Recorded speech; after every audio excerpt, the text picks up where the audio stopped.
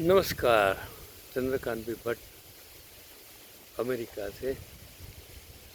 बढ़िया मौसम है, विंडी है।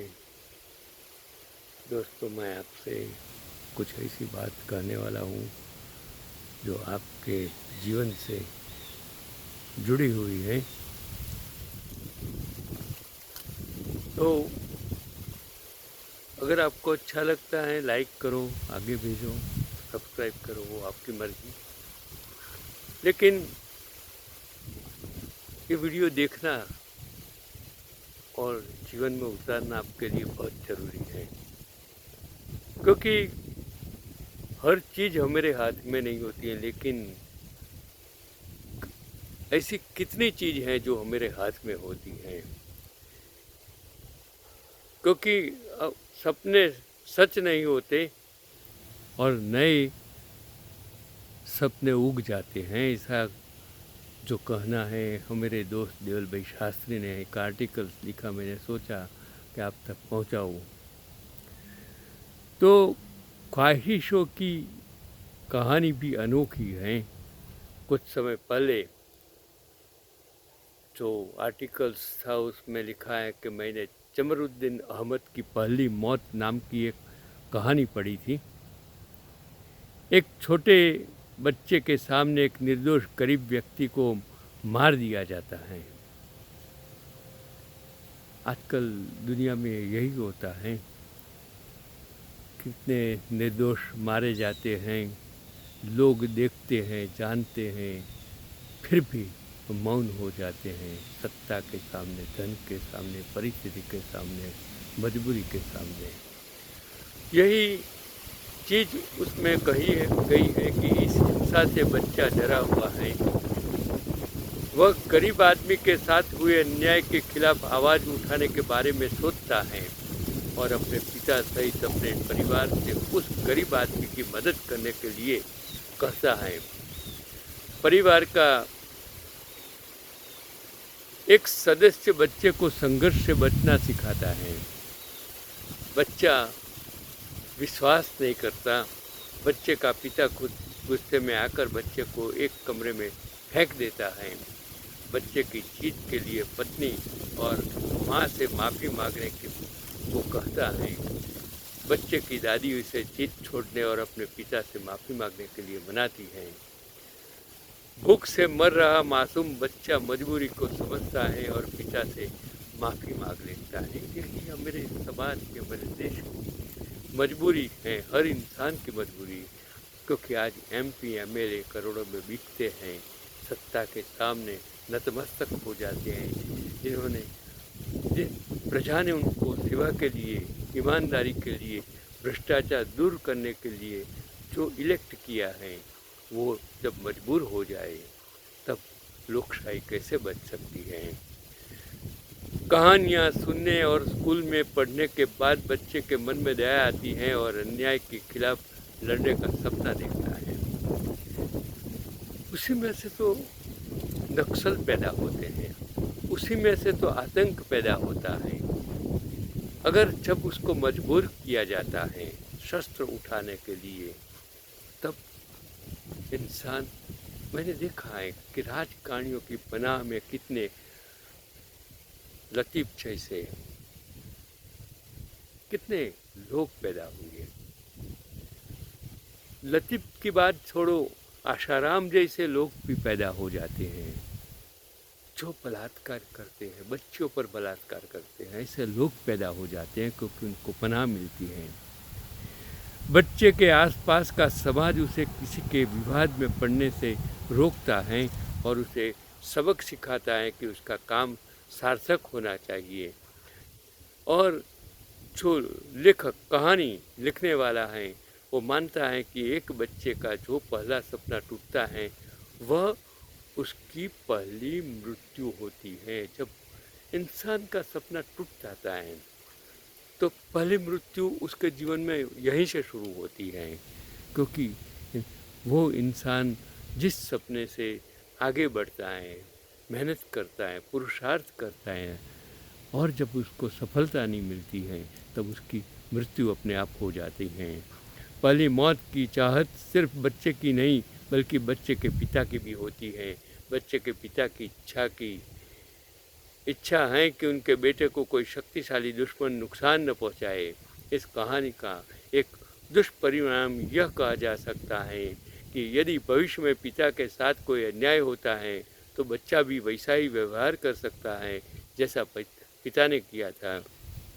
बच्चे को सच्चाई की लड़ाई से दूर करने का लालच देकर मरने वालों में सबसे पहले दादी और माँ भी होती हैं। एक बच्चे को एहसास होता है कि भूख जैसे प्रलोभन उसके सपनों को नष्ट करने का काम करते हैं। सबसे बड़ा नुकसान समाज का है। हम नहीं बना सकते जिसमें स्वाभिमान और सच्चाई के सपने साकार होते हैं। और यही तो इस कहानी का एक अलग ढंग से विचार करेंगे तो आपको पता चलेगा कि बड़े बड़े औद्योगिक घराने या पारिवारिक समस्याओं की नींव में इतनी छोटी सी घटना छिपी हुई है। आज जो धनपति हैं, जो औद्योगिक घराने के लोग हैं, जो सत्ता पर बैठे लोग हैं, MP MLA हैं, सत्ता में बैठे लोग हैं, नॉट ओनली चीफ मिनिस्टर, बड़ा प्रधान, वो भी लोग उसके जिम्मेदार हैं कि दुनिया भर के दार्शनिकों का मानना है कि इंसान अपनी इच्छा शक्ति की कमी के कारण असफल होता है। इस कहानी में एक यह मायने नहीं रखता कि किसी के पास इच्छा शक्ति है या नहीं है, क्योंकि आदमी रूढ़ियों से लड़ने की ताकत खो चुका है। आम लोग अपने जीवन में कई सपने देखते हैं, कई आशाओं और सपनों के साथ जीते हैं, लेकिन कभी कभी वे सोचते हैं कि उनकी इच्छाएं पूरी होती हैं या ना। इंसान सारी ज़िंदगी पैसे इकट्ठे करने की होड़ में भागता रहता है ताकि उसे बुढ़ापे में काम मिल सके, तकलीफ़ उसका काम हो जाए, उसको तकलीफ़ न हो। तो सवाल यह है कि क्या इंसान अपने सपनों के लिए अपनी जवानी कुर्बान करने के बाद बुढ़ापे में स्वस्थ रहते हुए जी पाएगा? मैंने भी यही सोचा कि जब 1965 में मेरे पास 450 रुपये पगार था और अगर उसमें से 50 रुपया मैंने अपनी ज़िंदगी के लिए बचाए होते तो आज 2024 में जितने भी वो बचाए हुए पैसे की कीमत क्या होगी? शायद वो बचाए हुए रुपये 10,000 और आज वो 2024 में वो बचाए हुए 10,000 रुपीज़ की कीमत क्या है? कुछ नहीं है। यही तो प्रॉब्लम्स हैं।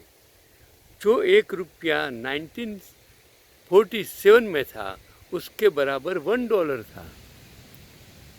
आज वही डॉलर 85 रुपीज़ है।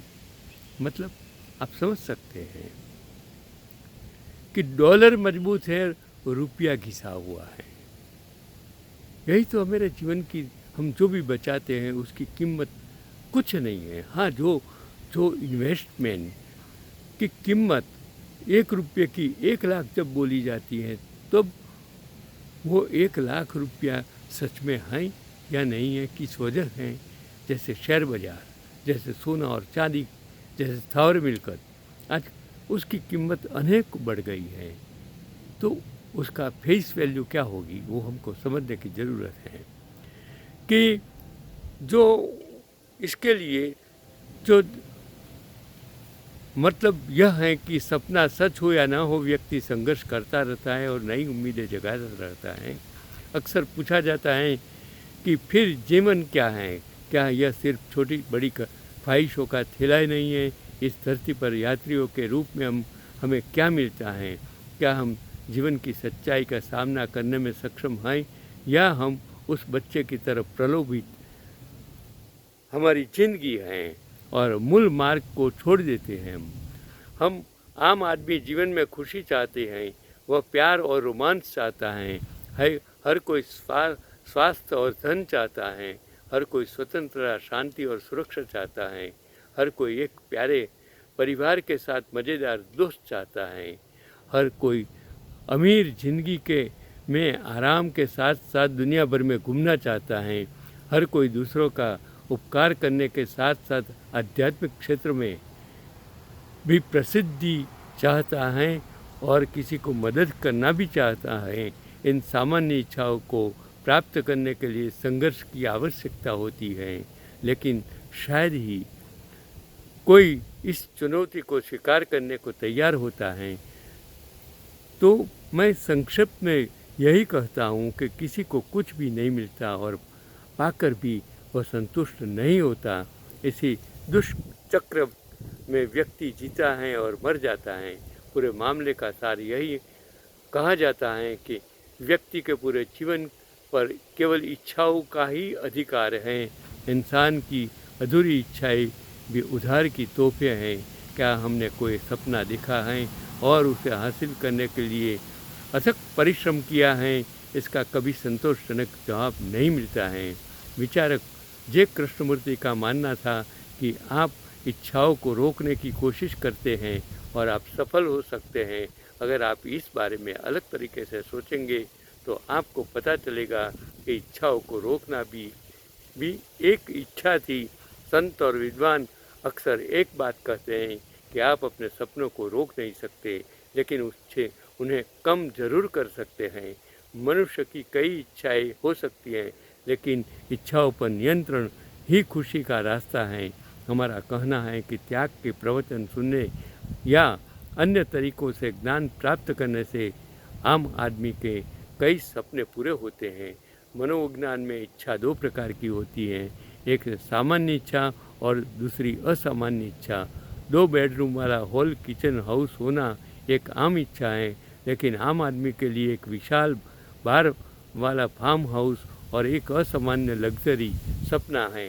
आप आज समस्या यह है कि हम सामान्य और असाधारण के बीच का अंतर भूलने लगे हैं, जिससे हमने जो शाश्वतता प्राप्त की है उसका आनंद खो रहे हैं। तो अंततः में यही है कि प्रत्येक प्राणी प्रेम चाहता है। मैंने एक जो बात सुनी, जो मैं आपको कहना चाहता हूँ कि एक इंसान के पास 4 बेडरूम हैं, लेकिन उसको बच्चा नहीं है, और एक इंसान के पास 4 बच्चे हैं, लेकिन उसके पास एक भी बेडरूम नहीं है। यही हमारे जीवन का असली स्वरूप है। किसी के पास रूप है, वो रूप कभी उसके लिए दुश्मन बन जाता है, और जो कुरूप है उसके लिए रूप एक सपना होता है। हम रूप और कुरूप के बीच ऐसी जिंदगी जी रहे हैं कि हमें पता नहीं है कि जो रूप हमको आईने में दिखाई देता है वो रूप सच में रूप है या नहीं है। वो रूप के पीछे हम भागते भागते भागते भागते बूढ़े हो जाते हैं और हमारा सपना अंत में टूट जाता है। सपने जो आपकी इच्छा के मुताबिक देख सकते हैं, वो सपने सच हो सकते हैं। वो सपने देखो। जो सपने सच नहीं हो सकते वो सपने कभी भी मत देखो। भूल जाओ। उठकर सपना था वो भूल जाओ। उठकर ये सोचो कि टुडे इज़ माय बर्थडे। आज मेरी वर्षगांठ है, आज मेरी ज़िंदगी का पहला दिन है। अगर जब सो जाएंगे और जागेंगे नहीं तो लोग कहेंगे कि चलो उसको स्मशान घाट पर ले जाना है। यही तो हमारी ज़िंदगी है, और उस ज़िंदगी को किस तरह जीना वो मैं आप पर छोड़ देता हूँ। चंद्रकांत भट्ट, अमेरिका से।